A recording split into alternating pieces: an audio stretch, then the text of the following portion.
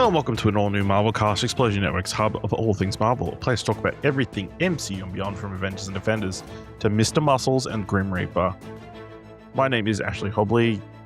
I'm your host, and joining me today is astonishing Dylan Blight. Happy to be here talking about Marvel doing a good one by not doing a Marvel. Yes. Today we're talking about a very un-Marvel-like TV series, Wonder Man, project that's been in development for a very long time. And I don't know. I feel like this might be the least buzzed about show prior to its release in the Marvel universe so far, but might be the TV show that's got the most acclaim. Really? But yeah, let's dive straight in. Please be aware we'll be freely discussing anything and everything about the plot, themes, and ending of the series. So if you haven't watched it, come back later. With that said, let's talk about Wonder Man.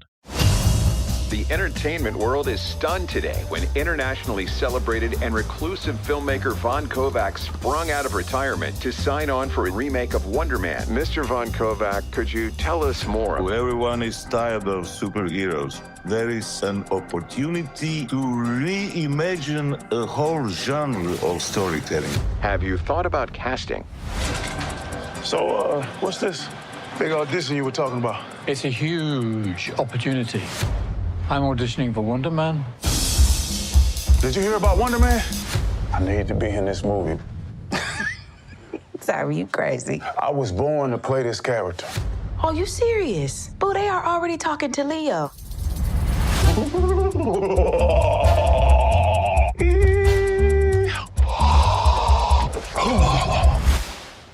You just gotta go out there and crush it.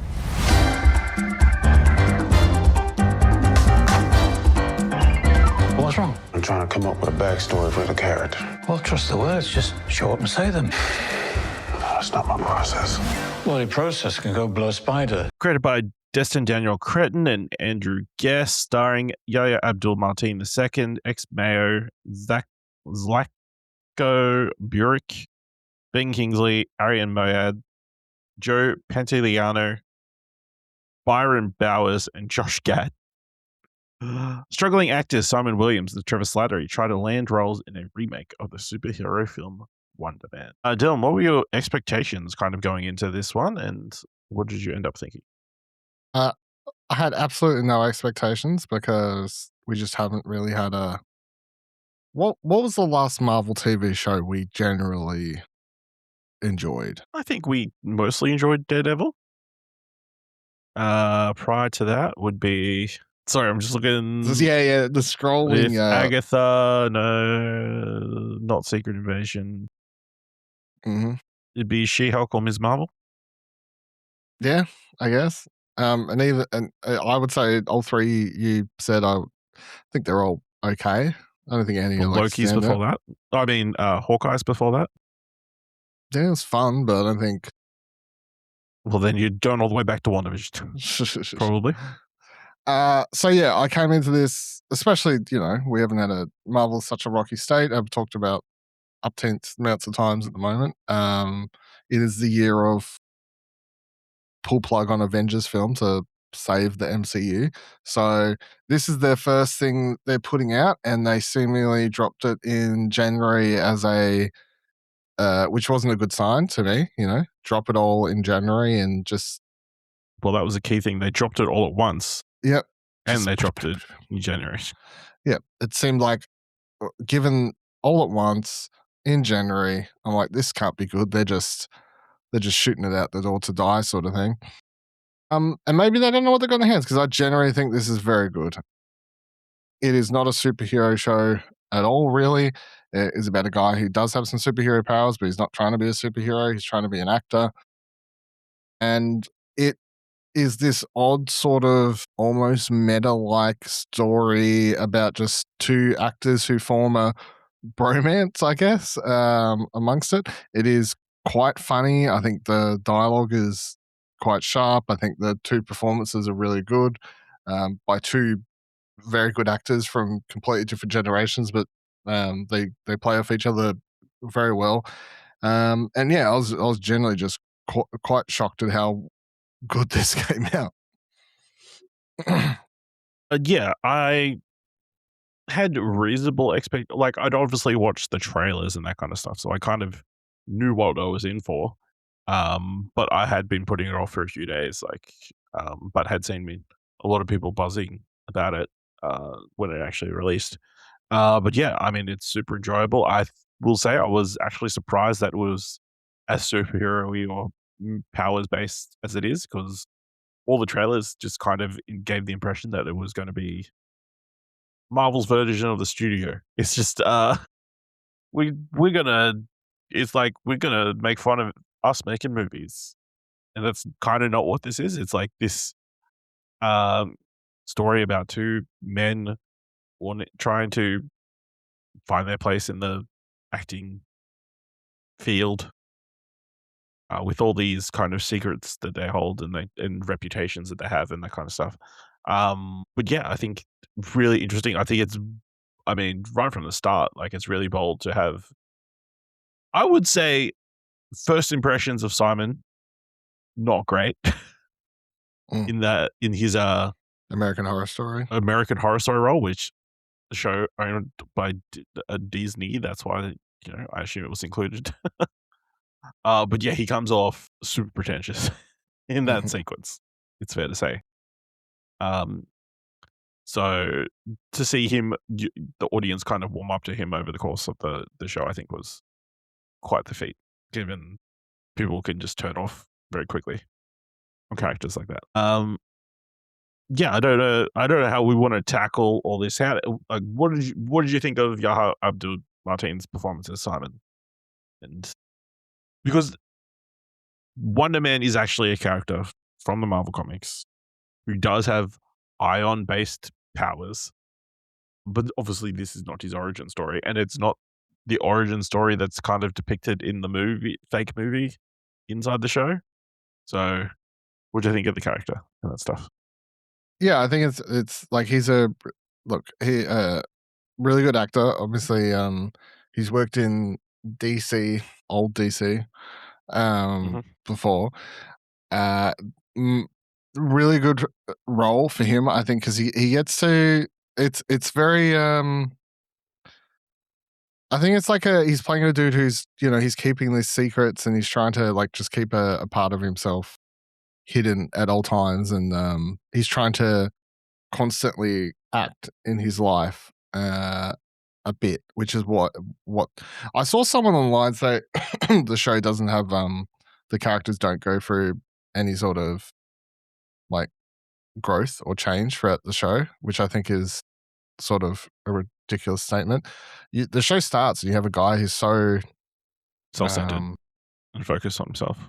I don't even know if it's like it's like he is self-centered, but like he's just so not aware, I guess, is the other thing. He's, to put it fairly, not a team player. Yeah, he's not a team player. It's kind of all about him. That's like how it's set up. His thoughts about the scene are the ones that are most important and should be catered to. Yeah. Instead of all the other factors in making a TV show. Yeah. So, yeah, I guess self-centered. But it makes him even meaner. I just don't think he's like, it's not like. He's not purposely self-centered. Purposely self-centered, I guess, yeah. And by the time you get to like the whole thing, like you have a dude at the start who can't even get through a scene without thinking about anything but himself and his self-obsession with this small role he's playing, and ruins it for himself because all he can think about, and he's ruined his relationship with his girlfriend and all these other elements because he's just so in this small circle of his world only, while constantly trying to hold in his powers, and has never at one point tried to come to terms with them and master them to a degree that they're not scary to him, and so he doesn't have to hide from them and push them down. Yeah, always push them down. And then so it's not I think as far as like a character and performance, it's not like a loud, like you get a breakdown scene from him where he's crying and overcomes them, or a training montage or anything. Obviously, by the time you get to that hard cut in the final episode and you start to piece together what's happening, it's okay, well now here is a dude who's going out of his way for someone else, solely for someone else, and has gone through at some point the self-growth needed to master his powers to that degree and stuff. So I thought it was a really interesting character that just I'm just saying, like, I guess to your point, like he's not super likable at the start and he doesn't have these massive, like, big emotional scenes, but I think there was a lot of growth throughout the series and I found him to be quite an interesting character. So Well, not everybody needs to be a likable character, to be in a good project. I think, his arc over the season of, like, it's clearly set up that he was a person who struggled to make friends and relationships. Like, you go to that party, his mum's party, and just his inability to connect with anybody there. you can't talk to anyone at all, which is the other thing by the time you get to that last 20 minutes, the last episode. He literally spends the whole time just making small talk with this whole random person's family and everything. Yeah.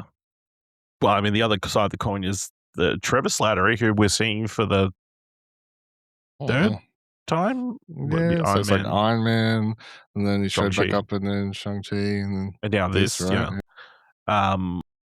Continuing to improve the character, make him more than just the drug-addled actor that we saw in Iron Man 3. Biggest save Marvel has ever done on a character. It's wild. Right up there with them saving the rationale behind Thor: The Dark World. Is right up there. But yeah, I think I love the reveal that he was actually working for damage control, isn't it? Yes. Yeah, damage control. It sounds weird to say. Because one, they've barely shown up since they were introduced in Spider-Man Homecoming, right? We haven't really seen them since. I don't think so. This is a Not small really. mention we can't think of. I think we saw the Arian Moayed character in Far From Home. He shows up at the start of that post him being revealed as Spider-Man. That's who questions him. But yeah, Damage Control is not a group that we've seen a lot of. Although they seem to be kind of run. They seem to be it's interesting, the discussion that they have is like, we need to get to work because otherwise we're going to have budget cuts against us, and the whole show just shows them they're basically looking for a speeding ticket to get something in the books. Yeah, they just need to look good so they can justify their existence. Yeah, their existence, kind of like maybe another current government agency. But yeah, I think it revealing that Trevor was actually, like, in on it, and I guess the question is, like, I always got the impression that Wonder Man was something started. The movie adaptation, like remake, was something the Damage Control was behind starting, but obviously it was organic thing that just happened to time up perfectly.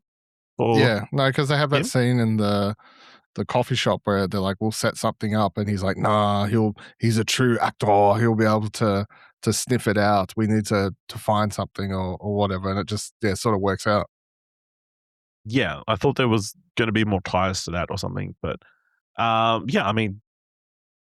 Ben Kingsley is just doing fantastic work and, like, continuing to eat up all the references and the stories and just kind of the life of the party, and then he ultimately, I guess, coming to he's another very selfish dude, right? Is the whole kind of very selfish. A lot of his career, was all about him, even to the extent where when they're going to go see Joe Pantoliano, who plays himself, he is still bitter about the fact that he lost the lead role in that series, even though he was a drag-addled person who couldn't get through his scenes. And is still blaming Joe for Joey Pants for his the ultimate demise in Hollywood. I can tell you my favorite Ben Kingsley Trevor Slattery thing was when they was at that person's house and they, like, where they're making the lollies or whatever, the candy or whatever it was. Yes. And then just how, like, he goes a thing and, like, turns and he's like, well, we're with the wrong guy. And then the way that whole house scene plays out to him, like, at the door and being like, just put the GoPro through the door. That whole house scene was just very funny. It was very funny. I forget exactly what he said. Like, well, he compared the candy to drugs Yeah. pretty heavily. But yeah, seeing his, the I guess the guilt kind of play out for his past actions and for, kind of playing Simon through this play out over the course of the series, I thought was very effective before he makes kind of the ultimate sacrifice and reassumes the persona of the Mandarin to save Simon. Always the Mandarin. Yeah. That was pretty cool.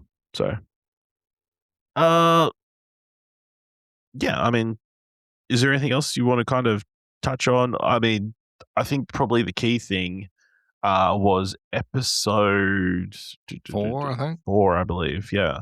The Doorman, which completely focuses on a character called Damar Davis, who gets, I don't know, teleportation abilities to an extent,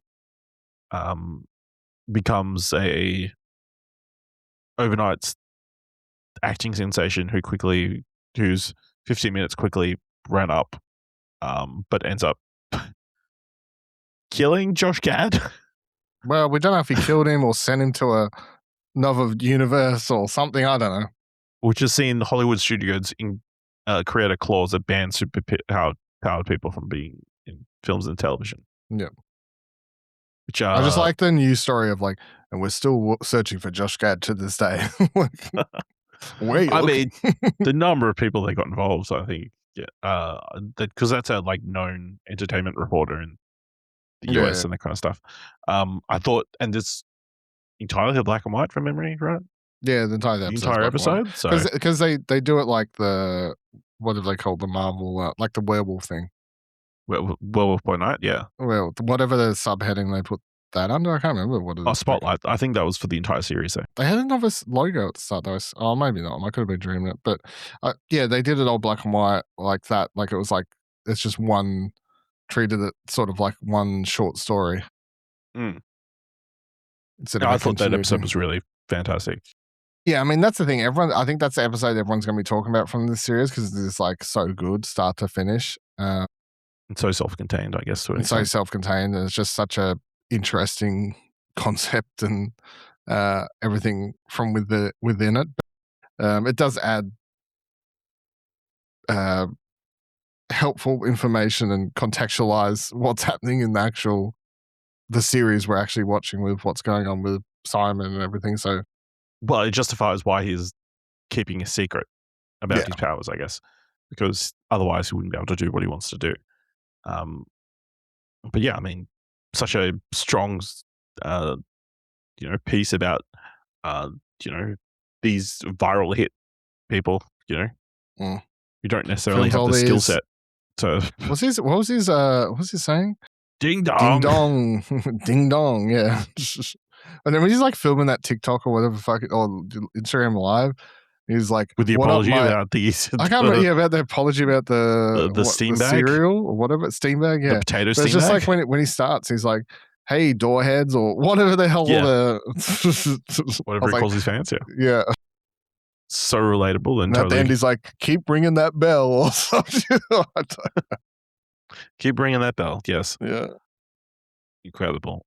Yeah, it was it. Were there any other favorite moments they had during the series? Do you think there was a director that this was based off for? What's the director's name? Van Kovic. Lars von Trier. Maybe. Be interesting to see if there's guess who's guessed. So Andrew Guest apparently said the character is a combination of filmmakers Werner Herzog, Christoph Kalowski, Paul Thomas Anderson, and Christopher Nolan. Werner Herzog makes. Werner Herzog actually does make a ton of sense. Yeah, it does make a ton of sense. Even in his delivery and everything. But yeah, that whole episode, that playing out was quite funny. Just like pushing Simon to the whole acting. Why is there only one pair of shoes? Yeah, all that stuff was quite amusing. As well as his dream sequence where he just punches through the head. Yeah. Yeah. Totally effective. Totally. Uh, I think my other favorite moment was the highlight. Just another. A lot of my favorite memories of the show are just little things between Simon and Trevor. I think, but just when they're like chasing after the dude on the bike as well, and then like he gets the message or whatever about the sides or callbacks or what sides Callbacks. or whatever callbacks. Yeah, and they just like pull over so he can read them all. Completely gives like stops chasing the guy. It's like, no, I think the favorite line was, "Can't you just look? Oh, there he is. Turns out looking works." So good. Let's see. Yeah, it's kind of crazy. They pull off the movie, and then I guess obviously it ends with Mandarin. But The other funny thing I have before you get to that is just I found it quite amusing. Just the whole, obviously once Trevor goes to prison and then you see Simon filming all those scenes against the green tennis ball, and then like when it cuts to the actual film version and it was Joe Pantoliano, I was like, yeah, that makes perfect sense. But also just the film against the green ball thing reminded me of that movie from a couple of years ago. Or no, it's Bubble or something like that. No, the one they replaced Kevin Spacey in. After remember that one? Then they like filmed half of it and then had to replace him all. What? Christopher Guest? No, Christopher. Yeah, something. Yeah, the one who was in Knives Out. Yeah, replaced him in that, right? Yeah. All the Money in the World or whatever. The Ridley Scott film. Yeah, that's what I was thinking of straight over. Just with the tennis Which is funny because that actor got nominated. yeah, for that. So, but yeah, also very funny in retrospect when, obviously they chew him out in that scene and Joe Pantoliano's first thing that he does is reading his agent. Zlatko wasn't offered that role. Yeah. Only to be in that movie later, so obviously the series ends with Trevor taking the fall for Simon blowing up the soundstage, which I'll admit looked pretty cool. Maybe one of the best effects Marvel has done recently, especially on a TV show. You get to save a bit of money. You don't have a show with a lot of special effects. Yeah, they barely one thing. What, there's like 3 examples of uses powered. Yeah, they like have that other. He beats up a couple dudes. Yeah, and then that. I don't know. I mean, there's the Trevoring, I guess, but then and then over there, all the rest of the special effects were the Doorman episodes. Yeah. I think the funniest meta joke is he explains how they would do that effect without him. Which one? Like, why don't you just get a guy who looks like me who can actually act and then just do it all with CGI? Yeah. He's like, no, man, gotta make it real. I just also people are gonna care because it's real. Yeah. Also, the first time they escape the fire in Josh Gad, you can escape by going in him. Kind of weird sexual innuendo. Very funny. What was the name of that movie too? Money Talks. Cash Grab. Oh, Cash Grab. Yeah. I mean, come on. Yeah, good stuff. What a beautiful on the nose title. So Slattery takes the fall. Simon is able to actually star in Simon Man, make his mother and brother proud.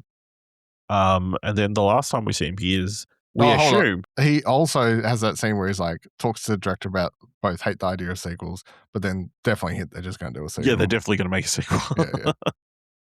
Like, pretty bold when bold thing to say when that's at the premiere.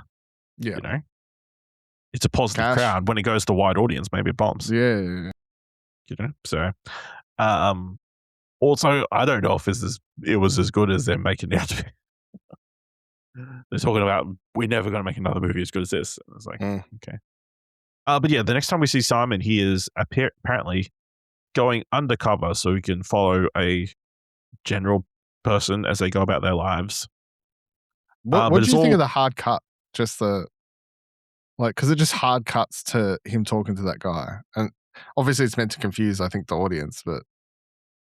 Well, I mean, it's set up by his manager or agent, like going, you have the pick of all the other roles. And you're like, oh, okay, I guess he's doing some in-depth job, some critical dialing piece that he needs to go method for. So he's following this guy around. It turns out it's an entire ruse so he can get into the DODC facility and rescue Trevor.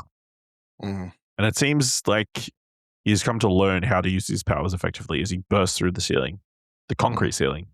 And they get bursts through away the concrete to...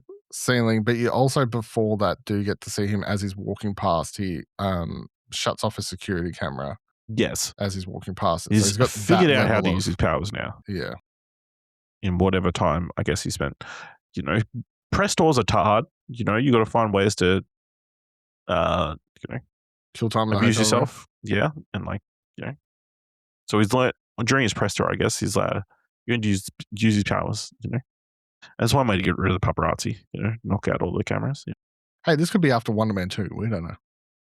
It could be. It doesn't. I mean, it makes sense that it's right after because you know, Trevor does ask if the movie came out, and then asks who replaced him. You get an answer. And he's like, I don't want to say. Yeah. But yeah, the last time we see them, they're flying away. Mm-hmm. Do you want more Wonder Man? Not really. Do you think it's always we'll get hard more when Wonder Man? No, I'd be shocked if we get more. I don't know, like, because the thing is, I think this show, because they've just sent it out to die, seemingly, a lot of the positive buzz has been brought on by people like word of mouth to watch this. You know, even at work today, I told 2 people it's really good and they should watch it, and they said they're going to go home and watch the first episode. You know, so I think it's like the word of mouth is good and everything, and hopefully people watch it because it's quite a good series. But we've talked about it numerous times how streaming services, all they care about is that like first week of live streaming results to say whether or not the series is good or not. And the critical consensus doesn't mean anything. So I would be surprised if we get more of this. Do you think we'll see the character of Wonder Man again? I think they could put Wonder Man. Do you think he calls himself else. Wonder Man? No, that would be interesting. It'd be weird at this point, wouldn't it? I mean, like, everybody just recognizes him as Wonder Man, so I guess that would make sense. I guess if everyone's like, "Hey, it's Wonder Man," they don't know the actor's name, so yeah, that would make sense. I guess, but honestly, the thing is, I don't really. They've set the best thing about the series, and they've set it up in a world where it's just the most interesting thing is nothing to do with the superhero stuff. So I'm like, what if you want to put him in another series with some of the superheroes? I'm like, what do I care? I mean, the other interesting thing about the series is it really doesn't touch on anything else in the MCU other than, I guess, Damage Control being a entity and Trevor's past as the Mandarin. You know, it's like for something where he's playing a superhero, he doesn't really address superheroes. You know what I mean? Yeah, which is interesting. I will say, the one moment I did enjoy was when he finally is donning the costume and he gets to wear the sunglasses from the original film. The original one. He like has a big, really enjoys that moment. Well, I mean, when he got the role, he was running around his house with a fake, trying to get him, his replica Wonder Man gun or whatever. And I think all the flashbacks, like, kind of setting up with his dad, you know, him playing hooky with his dad to go see Wonder Man in the cinema, even though his dad had a love for cinema and bestowed that upon his son from an early age. Yes. And embedded him with this sort of you can do anything, be an actor sort of mindset, attitude. yeah. But yeah. All right. Anything else you want to talk about from Wonder Man? No, I think we hit all the beats. It's a lot of fun. Hope more Not people check it out. Yeah, it's not that long. It's very bingeable. Half-hour episodes. Absolutely. All right, let us know what you thought of Wonder Man by letting us know on social media by going to explosionnetwork.com/follow. If you want to help us out here at All New Marvelcast, leave us a review on Apple Podcasts, on Podchaser, leave us 5 stars and equally 5 stars. The next time we'll be back will be with the release of Daredevil Born Again Season 2 on the 24th of March. So be sure to check that out and join us next time for another All New Marvelcast.